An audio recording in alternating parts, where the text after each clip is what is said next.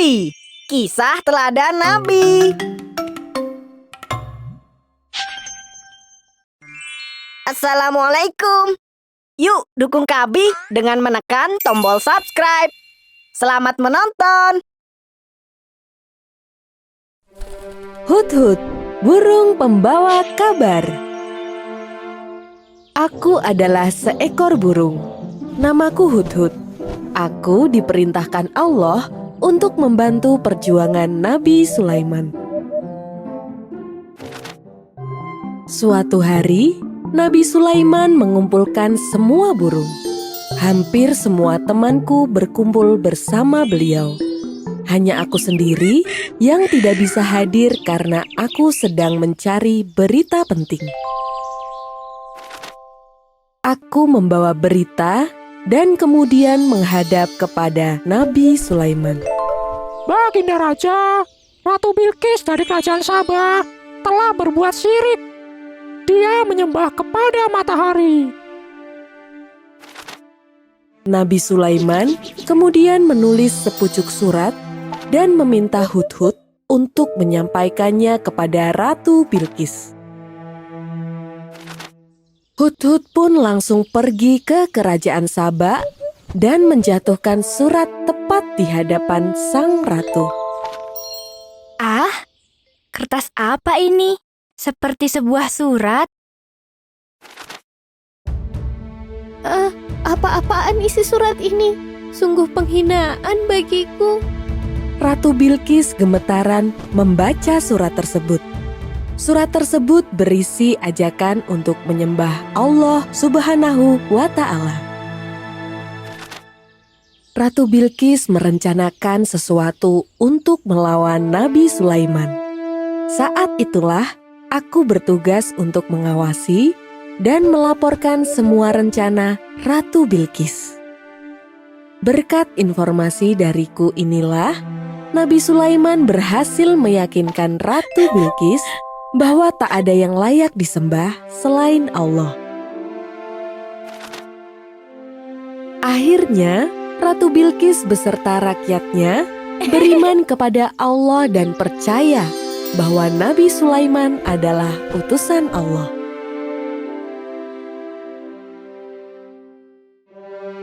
Khitmir, anjing Ashabul Kahfi. Assalamualaikum. Namaku Khitmir. Aku merupakan anjing yang berperawakan lumayan besar. Kadang aku terlihat menakutkan, namun sebenarnya aku ini jinak. Khitmir merupakan nama yang diberikan padaku oleh para pemuda Ashabul Kahfi, sekelompok pemuda yang kisahnya ada di dalam Al-Quran. Aku hidup di kota yang aman dan makmur di Afsus, sebuah negeri yang besar dan memiliki kekayaan yang melimpah. Namun sayang, negeri tersebut dipimpin oleh raja yang zolim, bernama Raja Dikyanus. Ia sungguh raja yang angkuh. Ia merasa dirinya lah yang paling hebat. Sang raja memerintahkan kepada seluruh rakyat untuk menyembah dirinya. Barang siapa berani menentang akan mendapatkan hukuman yang sangat berat. Hal ini membuat semua rakyat ketakutan. Mereka pun menyembah sang raja dengan patuh. Namun, ada sekelompok pemuda yang menolak untuk menyembah sang raja. Mereka bersikeras hanya menyembah kepada Allah Subhanahu wa Ta'ala. Hal ini tentu saja membuat raja sangat marah. Dia memerintahkan prajuritnya untuk menangkap para pemuda itu. Allah lalu memerintahkan aku untuk melindungi para pemuda ini. Aku pun membimbing mereka ke sebuah gua di kota aman, Yordania. Mungkin saja anjing ini merupakan utusan Allah untuk menyelamatkan kita semua. Aku menjaga gua dengan penuh siaga. Tidak ada yang boleh mendekati mulut gua. Setiap kali ada yang mendekat, aku selalu menggonggong dengan sangat keras. Orang-orang takut mendengar suaraku. Mereka mengira aku adalah anjing yang buas. Hingga suatu ketika, rasa kantuk yang sangat hebat menderaku. Begitu juga dengan para pemuda.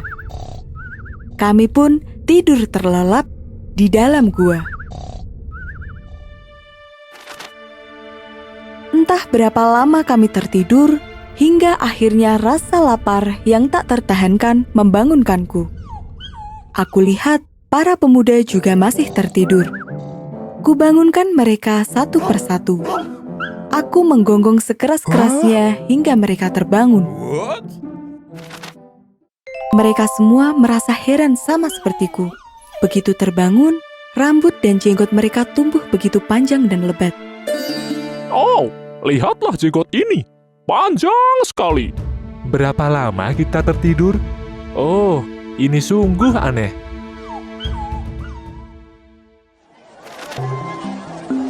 Salah satu dari mereka pun mengajakku untuk turun ke kota untuk membeli makanan. Suasana kota begitu berbeda dengan terakhir kali kami meninggalkan kota. Uang yang para pemuda ini bawa sudah tidak dapat digunakan lagi.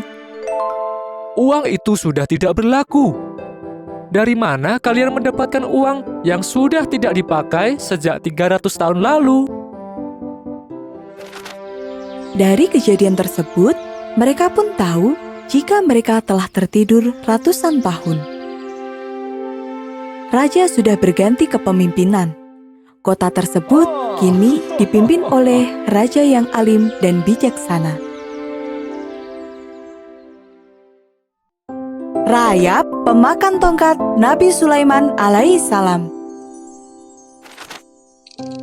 Assalamualaikum. Aku adalah seekor rayap. Aku merupakan serangga kecil yang gemar makan kayu. Selain kayu, aku juga suka makan buku. Kami hidup secara berkelompok. Kami membangun sarang dengan cara menggali tanah. Ya, hal ini sudah lama kami lakukan, bahkan sejak zaman Nabi Sulaiman alaihissalam hidup. Nabi Sulaiman alaihissalam merupakan utusan Allah Subhanahu wa Ta'ala yang diberi banyak mukjizat. Salah satunya adalah kemampuannya dalam berbicara terhadap semua makhluk, termasuk berbicara kepada para hewan.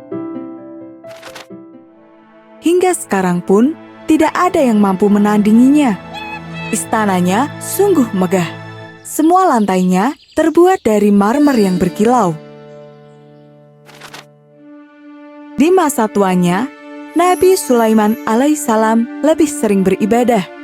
Ruangan tempat Nabi beribadah juga tak kalah mewahnya. Lantainya beralaskan karpet dan sajadah mewah. Setiap kali aku bertemu beliau, aku selalu menyapanya. Assalamualaikum, wahai Nabi dan Raja yang bijaksana. Beliau pun menjawab, Waalaikumsalam, wahai rayap. Hingga suatu hari, aku melihat beliau tampak khusyuk sekali dalam beribadah. Beliau terduduk sambil memegang tongkatnya. Aku menunggunya hingga selesai beribadah. Berjam-jam aku menunggu, namun Nabi Sulaiman alaihissalam masih saja beribadah. Beliau tidak bergeming dan tak beranjak dari tempat duduknya. Aku menyapanya, namun tidak ada jawaban. Semakin lama menunggu, perutku menjadi lapar. Kulihat sekeliling, tidak ada yang bisa kumakan. Semuanya terbuat dari benda yang keras. Satu-satunya yang bisa kumakan adalah tongkat Nabi Sulaiman alaihissalam yang terbuat dari kayu. Aku pun meminta izin untuk memakannya. Setelah kugerogoti tongkat tersebut sampai habis, Nabi Sulaiman alaihissalam menjadi tidak punya pegangan lagi. Beliau pun terjatuh. Aku sangat terkejut dan ketakutan. Innalillahi wa inna ilaihi roji'un. Nabi Sulaiman alaihissalam ternyata sudah wafat. Semua makhluk termasuk jin dan hewan terperangah. Karena kejadian ini semua jadi tahu jika sebenarnya Nabi Sulaiman alaihissalam telah wafat. Semut dan pasukan Nabi Sulaiman alaihissalam. Assalamualaikum, akulah si semut pekerja. Ya, aku adalah semut yang gemar bekerja sekalipun badanku kecil. Ketika bekerja, kami bekerja secara bergotong royong. Saling membantu satu sama lain membuat pekerjaan kami cepat selesai. Suatu ketika, pimpinan kami menemukan tempat baru di seberang. Di sana, makanan sungguh berlimpah. Kami pun berencana menuju ke sana. Perjalanan yang kami lampaui sungguh terjal. Namun karena dilalui bersama-sama, perjalanan kami terasa menyenangkan. Di tempat lain, Nabi Sulaiman bersama tentara pasukannya hendak pergi ke sebuah tempat. Mereka sungguh banyak. Suara derap kuda dan pasukannya membuat tanah bergetar bagi kami yang bertubuh kecil. Astagfirullah, itu pasukan Nabi Sulaiman alaihissalam. Semuanya, lekas sembunyi. Nampaknya, Nabi Sulaiman alaihissalam mendengar suara kami para semut. Ia segera menyuruh pasukannya untuk berhenti sejenak. Nabi Sulaiman alaihissalam menyuruh kami untuk melintas terlebih dahulu, supaya tidak terinjak oleh pasukan Nabi Sulaiman alaihissalam. Masya Allah, sungguh mulia Nabi Sulaiman alaihissalam, bahkan kepada makhluk Allah sekecil kami pun. Akhirnya, kami sampai ke tempat yang kami tuju dengan selamat. Selain itu, kami juga mendapatkan makanan yang berlimpah. Alhamdulillah. Laba-laba penyelamat Nabi. Assalamualaikum. Aku merupakan laba-laba kecil penghuni gua. Walaupun badanku kecil, aku telah berjasa menyelamatkan Rasulullah dan sahabatnya loh. Kisah ini dimulai ketika Rasulullah dan para sahabatnya harus berhijrah dari Mekah ke Madinah. Beberapa sahabat telah sampai di Madinah. Namun, Rasulullah dan Abu Bakar masih tertinggal di belakang. Rasulullah dan para sahabatnya terpaksa berhijrah untuk menghindari kekejaman suku Quraisy. Meskipun kakek Rasulullah merupakan orang terpandang, namun tidak mengurangi kekejaman mereka. Setiap saat, mereka selalu mencari cara untuk mencelakakan Rasulullah. Pasukan Quraisy begitu gigih mengejar Rasulullah, dan kini beliau terpisah dari rombongannya. Abu Bakar segera meminta beliau untuk bersembunyi di dalam gua. Rasulullah dan sahabatnya masuk ke dalam gua. Inilah awal perjumpaanku dengan Rasulullah. Atas perintah Allah Subhanahu wa Ta'ala, aku membuat jaring dengan cepat menutupi mulut gua. Seekor burung memperhatikanku dengan seksama. Apa yang kau lakukan di situ, hai laba-laba? Allah Subhanahu wa Ta'ala memerintahkanku untuk membuat sarang di mulut gua. Aku harus menyelamatkan Rasulullah dan sahabatnya. Tidak lama setelah jaringku selesai, pasukan kafir itu benar-benar datang. Mereka berkumpul di depan mulut gua. Semua semak dibabat habis, tidak menyisakan satupun tempat bersembunyi. Aku diam mematung ketika salah satu prajurit menatap ke arah mulut gua. Ayo kita periksa ke dalam gua. Pinta salah satu prajurit. Percuma kau masuk ke sana. Lihatlah laba-laba dan sarang burung itu. Jika Abu Bakar masuk ke dalam gua itu, tentunya sarang laba-laba itu rusak dan sarang burung itu tidak ada di sana. Sahut prajurit lainnya. Maka, pergilah pasukan itu meninggalkan gua. Alhamdulillah, Rasulullah SAW dan Abu Bakar sahabatnya berhasil lolos dari kejaran pasukan Quraisy dan sampai di Madinah dengan selamat.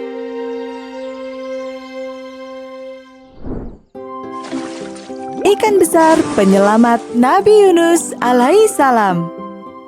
Assalamualaikum. Aku merupakan ikan yang sangat besar. Aku suka hidup di dasar lautan yang dalam. Inilah kisahku bersama Nabi Yunus alaihissalam. Dahulu diutuslah seorang nabi bernama Yunus alaihissalam. Setiap hari, Nabi Yunus berbicara dari satu orang ke orang lainnya. Dia berjuang menyebarkan ajaran yang benar, yaitu beriman hanya kepada Allah Subhanahu wa Ta'ala. Tiada Tuhan selain Allah. Bertahun-tahun, Nabi Yunus berdakwah, namun usahanya sama sekali tidak berhasil. Kaumnya masih saja menyembah pada hal selain Allah. Nabi Yunus pun merasa lelah dan memutuskan untuk meninggalkan kaumnya. Dia naik ke sebuah kapal dan pergi ke negeri seberang. Di tengah perjalanan, aku melihat kapal Nabi Yunus alaihissalam terombang-ambing diterpa badai besar. Ombak besar menerpa. Kapal pun menjadi oleng. Oh, tidak. Bagaimana jika kapal itu tenggelam? Badai yang tidak kunjung reda membuat kapten mengambil keputusan sulit. Buang semua barang-barang ke laut. Kita harus membuat kapal ini seringan mungkin. Walaupun sudah dikurangi muatannya, namun tetap saja kapal masih oleng. Maka kapten memutuskan untuk mengurangi jumlah penumpang. Pengundian pun dilakukan. Berkali-kali nama Nabi Yunus alaihissalam yang keluar. Aku melihat Nabi Yunus alaihissalam didorong dari atas kapal. Dia pun tercebur ke laut dan langsung ditelan ombak. Nabi Yunus alaihissalam terombang-ambing oleh ombak yang bergejolak. Aku diperintahkan Allah Subhanahu wa Ta'ala untuk menyelamatkannya. Tunggulah aku, Nabi Yunus. Aku akan menangkapmu. Berlindunglah di dalam mulutku.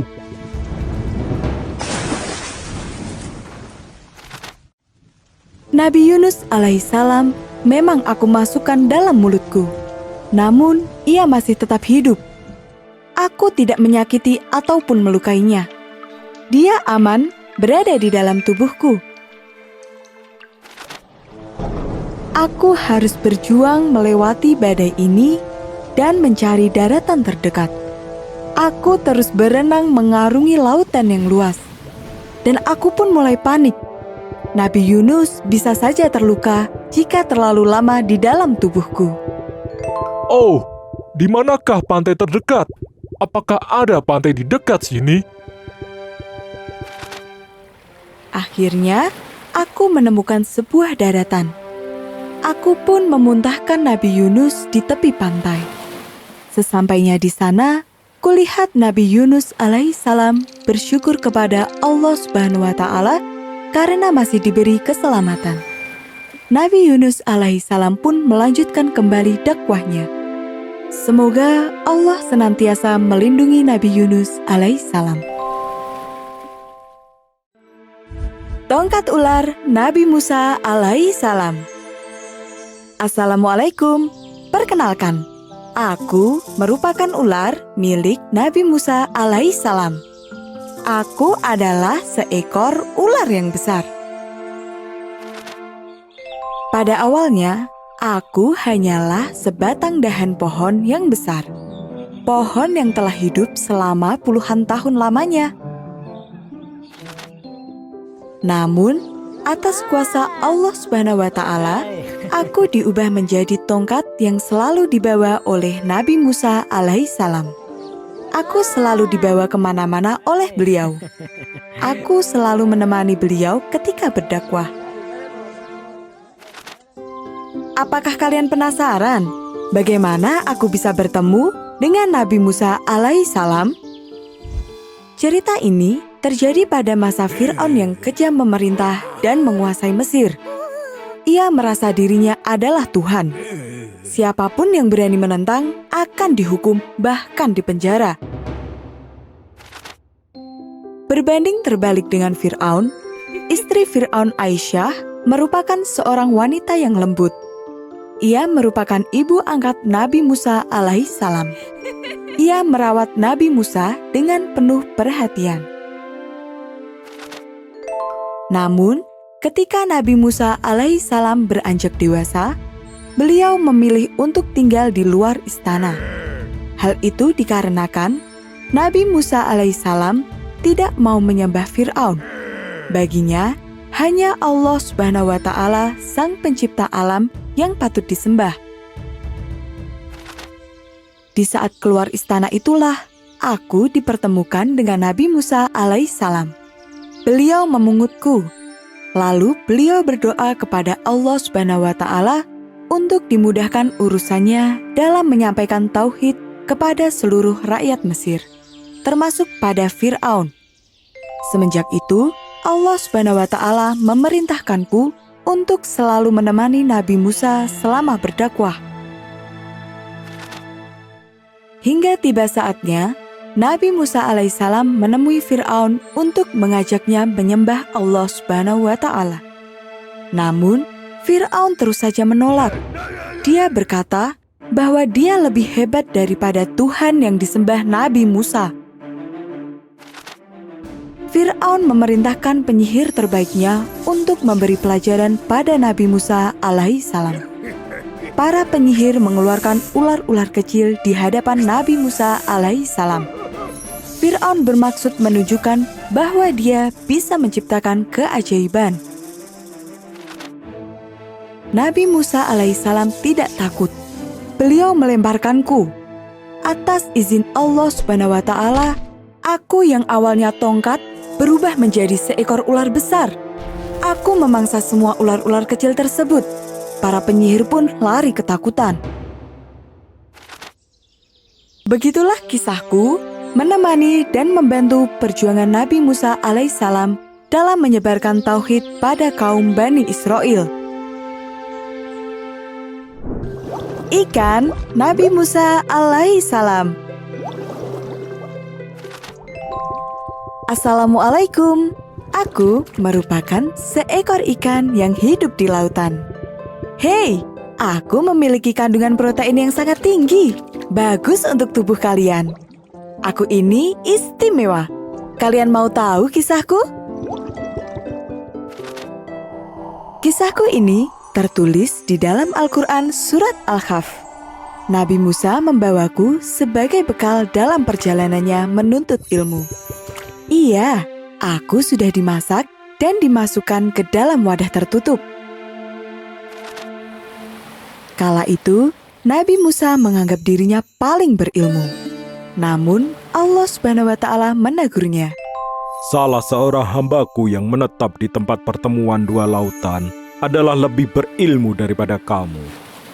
Setelah itu, Nabi Musa pun meminta izin kepada Allah untuk bertemu dengan orang tersebut. Bersama muridnya, Yusya bin Nun, Nabi Musa pun pergi mencari orang yang dimaksud. Nabi Musa sangat bersemangat. Perjalanan pun dimulai.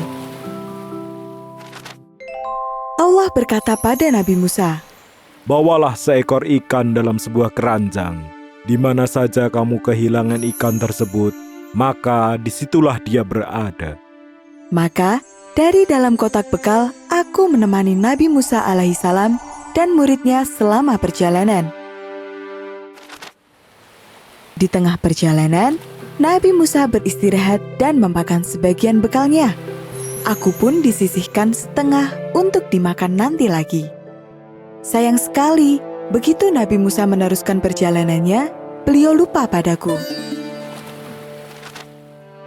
Atas izin Allah Subhanahu wa Ta'ala, aku dihidupkan kembali. Aku pun melompat ke laut dan berenang menjauh. Ah, senangnya bisa berenang lagi. Karena sudah dimakan separuh, kini tubuhku terasa sangat pipih dan tipis. Beberapa waktu kemudian, Nabi Musa merasa lapar dan teringat pada sisa bekalnya. Oh, kemana ikanku pergi? Di mana kita kehilangan ikan ini? Nabi Musa bertanya kepada muridnya. Setelah diingat-ingat lagi, ikan tersebut tertinggal di tempat peristirahatan yang pertama. Sesuai dengan firman Allah, tempat di mana aku hilang adalah tempat yang dicari oleh Nabi Musa. Maka, Nabi Musa pun berusaha mencariku. Kembali lagi ke tempat dia beristirahat tadi. Akhirnya, Nabi Musa berhasil menemukan hamba Allah yang lebih berilmu daripadanya. Dia adalah Nabi Khidir alaihissalam. Setelah itu, Nabi Musa pun meminta izin untuk belajar kepada Nabi Khidir alaihissalam. Burung tanah liat Nabi Isa alaihissalam.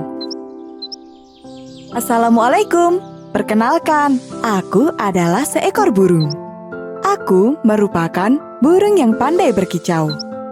Aku awalnya terbuat dari tanah liat loh. Kisahku terjadi di masa Nabi Isa alaihissalam. Beliau adalah nabi yang diutus oleh Allah Subhanahu wa Ta'ala untuk menyebarkan ajaran agama yang benar. Sama seperti kaum kafir lainnya, mereka semua menolak dakwah Nabi dan menyebutnya sebagai pembohong. Nabi Isa menyampaikan bahwa pada akhir zaman nanti, semua orang yang telah mati akan dibangkitkan kembali untuk diadili. Tubuh sudah menjadi tanah. Bagaimana mungkin bisa dihidupkan lagi? Itu sangat mustahil. Teriak salah satu kaum. Nabi Isa alaihissalam hanya tersenyum ketika mendengar pertanyaan tersebut. Beliau menunduk memandang ke atas tanah di bawahnya. Kemudian berjongkok dan mengambil sejumput tanah. Apa yang dia lakukan? Orang-orang mulai berbisik kebingungan. Tangan Nabi Isa alaihissalam sibuk mengepal dan membentuk sesuatu menggunakan tanah liat tersebut. Oh, ternyata Nabi membuat seekor burung mungil. Setelah itu, Nabi Isa alaihissalam berdoa kepada Allah Subhanahu wa Ta'ala. Beliau memohon agar tanah liat berbentuk burung tersebut dihidupkan, agar orang-orang yang masih saja meragukan keagungan Allah menjadi percaya. Allah Subhanahu wa Ta'ala pun mengizinkannya. Tanah liat itu pun berubah menjadi burung bernyawa. Itulah aku. Aku pun terbang mengelilingi orang-orang yang meragukan Nabi Isa alaihissalam. Mereka semua takjub melihatku. Tentu saja, aku berasal dari tanah liat dan sekarang aku bisa hidup. Mereka kini percaya akan perkataan Nabi Isa alaihissalam. Pengikut Nabi Isa alaihissalam semakin banyak. Mereka begitu taat dan takjub pada mukjizat Nabi Isa. Namun, Nabi Isa selalu berpesan bahwa beliau hanyalah utusan. Satu-satunya yang patut disembah hanyalah Allah Subhanahu wa Ta'ala. Burung-burung Nabi Ibrahim alaihissalam. Apakah kalian pernah mendengar kisah tentang burung yang hidup kembali? Burung itu adalah aku serta teman-temanku. Kami sudah mati, namun dihidupkan kembali.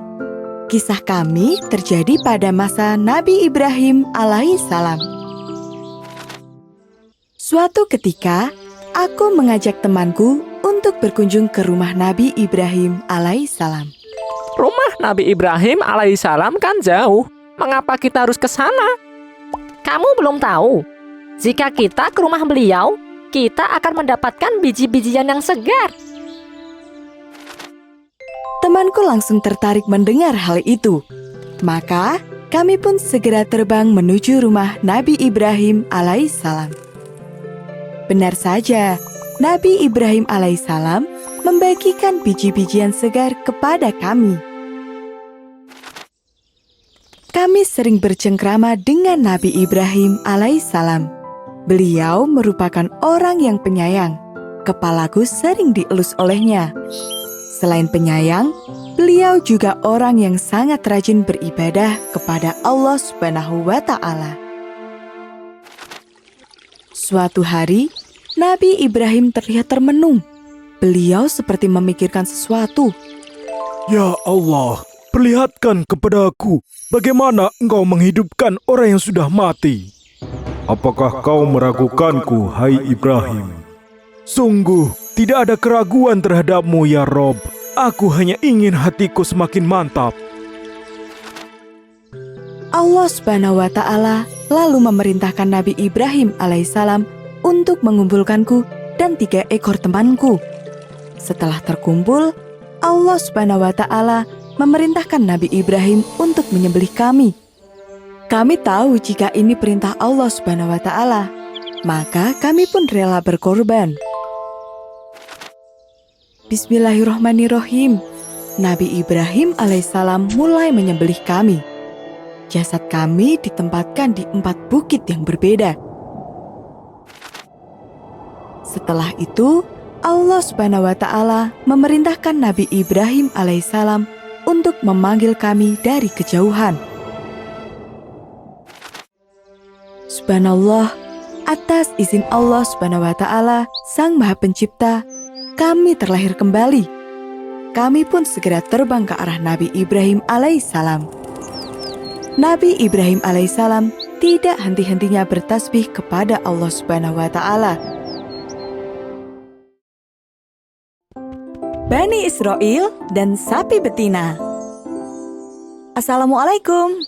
Aku adalah seekor sapi betina yang hidup di masa Nabi Musa alaihissalam. Aku disebutkan dalam Al-Quran atas jasaku mengungkap sebuah kasus pembunuhan. Kisah bermula ketika seorang saudagar kaya bernama Yasir meninggal dunia. Kematiannya meninggalkan sebuah misteri. Orang-orang ramai membicarakan kematiannya. Aku pun bertanya pada sapi di sebelahku. Apa yang sedang mereka bicarakan sebenarnya? Mereka masih penasaran akan siapa yang membunuh Yasir. Belum ada yang berhasil menangkap pembunuhnya. Selang beberapa waktu, mereka menemui Nabi Musa alaihissalam untuk meminta petunjuk. Nabi Musa alaihissalam menyuruh agar mereka menyembelih seekor sapi betina yang tidak cacat dan berwarna kuning kemerah-merahan. Awalnya, mereka tak percaya. Namun setelah dijelaskan bahwa itu merupakan perintah dari Allah Subhanahu wa Ta'ala, mereka pun menyetujui. Maka, aku pun dipilih karena tak ada sapi lain yang sesuai dengan ketentuan tersebut. Ini merupakan perintah Allah Subhanahu wa Ta'ala. Aku sama sekali tidak menolak. Aku dibawa ke sebuah tanah lapang. Kaum Bani Israel mengelilingiku. Sesaat kemudian, aku pun disembelih. Aku disembelih di dekat jasad Yasir. Mereka memotong tubuhku menjadi beberapa bagian, hampir mirip dengan menyembelih hewan biasa untuk dimakan dagingnya. Beberapa bagian tubuhku ditempelkan pada tubuh Yasir. Subhanallah, tubuh Yasir tiba-tiba bergerak. Yasir segera menunjuk pembunuhnya dan menceritakan alasan kenapa ia dibunuh. Semua orang pun tercengang. Setelah mengemukakan pembunuhnya, Allah Subhanahu wa Ta'ala mewafatkan kembali jasad Yasir. Itulah jasaku dalam mengungkap pembunuhan di masa Nabi Musa alaihissalam. Sapi dan mimpi raja. Assalamualaikum. Akulah sapi, tepatnya sapi betina. Waktu itu, aku hidup di Mesir. Aku hidup di lahan yang luas, dekat dengan pertanian gandum. Badanku yang besar dimanfaatkan untuk membajak tanah. Tanah yang kubajak nantinya akan ditanami gandum. Aku bekerja mengolah tanah agar gandum bisa tumbuh dengan subur. Selain tenagaku yang sangat berguna, susuku juga bermanfaat bagi semua orang. Aku selalu dirawat dengan baik, sehingga badanku gemuk dan dapat menghasilkan susu terbaik. Aku juga pernah berjasa dalam membantu kelangsungan hidup rakyat Mesir loh. Suatu ketika, Raja bermimpi hal yang sangat aneh. Hingga berhari-hari berikutnya, Raja terlihat gusar memikirkan mimpinya itu. Di dalam mimpi, Raja melihat aku dan kawan-kawanku. Kami berjumlah 7 ekor. Aku dan kawan-kawanku makan dengan lahap di tengah-tengah ladang gandum yang subur. Oh, sungguh menyenangkan sekali. Namun, tiba-tiba datang 7 ekor sapi lain. Tubuh mereka sangat kurus dan terlihat menakutkan. Yang lebih mengejutkan, dalam mimpi itu, kami dimakan oleh sapi-sapi kurus tersebut. Semakin hari, Raja semakin penasaran akan arti mimpinya tersebut. Dia pun memanggil semua penasihat kerajaan hingga para tafsir mimpi dari seluruh penjuru. Namun, tak ada seorang pun yang berhasil memberikan jawaban. Satu-satunya harapan Raja adalah Nabi Yusuf, pemuda yang terkenal akan kepandaiannya. Namun sayang sekali, saat ini Nabi Yusuf sedang dihukum. Raja pun memanggil Nabi Yusuf yang saat itu sedang dipenjara untuk menghadap padanya. Aku bersedia menolongmu jika kau membersihkan fitnah dan membebaskanku. Asalkan jawabanmu memuaskan, aku akan mengabulkan permintaanmu. Jawaban Nabi Yusuf sangat memuaskan. Beliau berkata, akan datang masa subur selama 7 tahun dan masa kering selama 7 tahun setelahnya. Beliau pun menyarankan untuk bercocok tanam seperti biasa di 7 tahun masa subur dan menghemat persediaan untuk 7 tahun masa kering.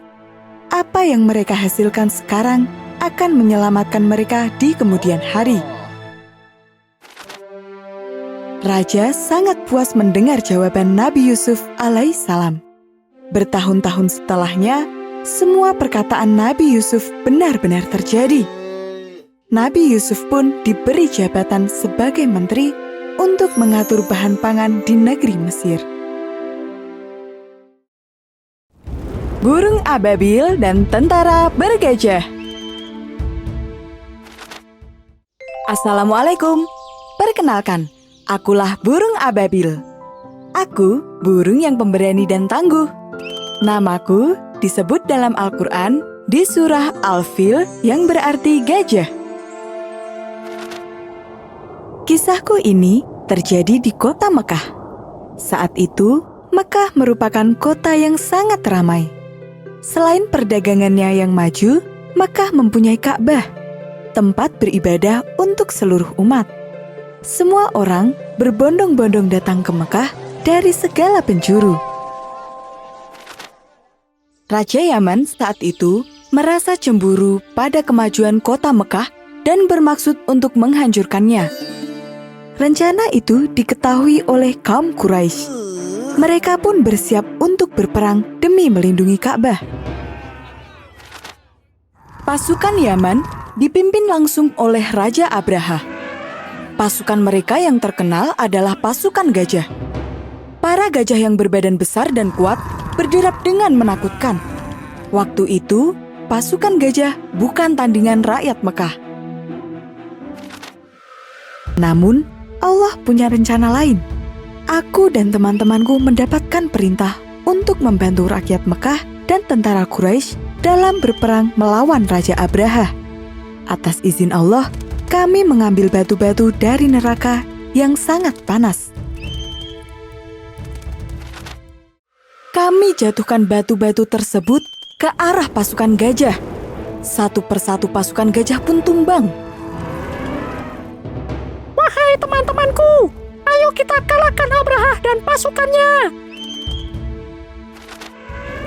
Berkat bantuan kami, pasukan Abraha pun berhasil dipukul mundur. Ka'bah berhasil dilindungi dan masih berdiri dengan kokoh. Alhamdulillah, kaum Quraisy dan seluruh rakyat Mekah mengucapkan puji syukur. Setelah peristiwa penyerangan tersebut, perlahan-lahan kota Mekah kembali tenang. Itulah kisahku dalam membantu mempertahankan Ka'bah. Tahun terjadinya peristiwa ini dikenal dengan nama Tahun Gajah, tahun di mana Nabi Muhammad lahir. Kuda Nabi Sulaiman alaihissalam. Assalamualaikum. Aku adalah kuda. Aku merupakan hewan berkaki 4 dan berbadan besar. Warnaku coklat dengan rambut yang terurai lembut. Meskipun badanku besar, aku tetap lincah dan mampu berlari dengan cepat. Tidak ada yang bisa menandingiku dalam berlari. Aku juga bisa melompati berbagai rintangan dengan mudah. Kalian penasaran mengapa aku bisa begitu hebat? Itu karena Nabi Sulaiman alaihissalam merawatku dengan baik. Beliau adalah salah satu utusan Allah Subhanahu wa Ta'ala. Kalian tahu apa mukjizat beliau yang sangat terkenal? Benar sekali, beliau bisa berbicara dengan hewan, termasuk aku. Aku paling suka ketika mandi. Beliau menggosok badanku dengan penuh kasih sayang. Beliau juga memberiku makanan terbaik. Rumput di kotak makanku selalu segar. Air minumku pun diganti setiap hari. Hal ini membuat badanku terlihat sehat dan bugar. Nabi Sulaiman alaihissalam mempunyai banyak sekali kuda. Jumlahnya mencapai 900 ekor. Beliau sangat menyayangi kami semua. Sifat sayang Nabi Sulaiman alaihissalam terhadap kami sempat membuatnya khilaf. Beliau pernah lalai dalam menunaikan ibadah kepada Allah Subhanahu wa Ta'ala karena terlalu sibuk mengurus kami. Beliau pun bertaubat, meminta ampunan kepada Allah Subhanahu wa Ta'ala atas kesalahannya. Sebagai bentuk taubatnya, ia akan menyembelih kami semua. Beliau berbicara kepada kami dan meminta izin sebelum melakukannya. Kami ikhlas atas keputusan Nabi Sulaiman alaihissalam ini. Kami pun disembelih. Kami semua tidak merasakan sakit karena Nabi menyembelih dengan benar. Daging kami diberikan kepada para fakir miskin. Atas keikhlasannya ini, Nabi Sulaiman diberi mukjizat mengendalikan angin.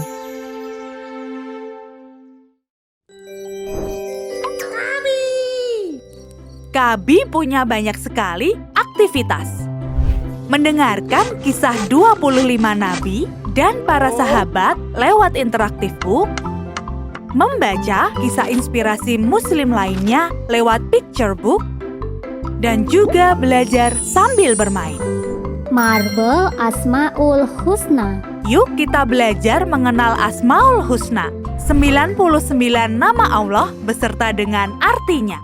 Pilih menu belajar yang tersedia.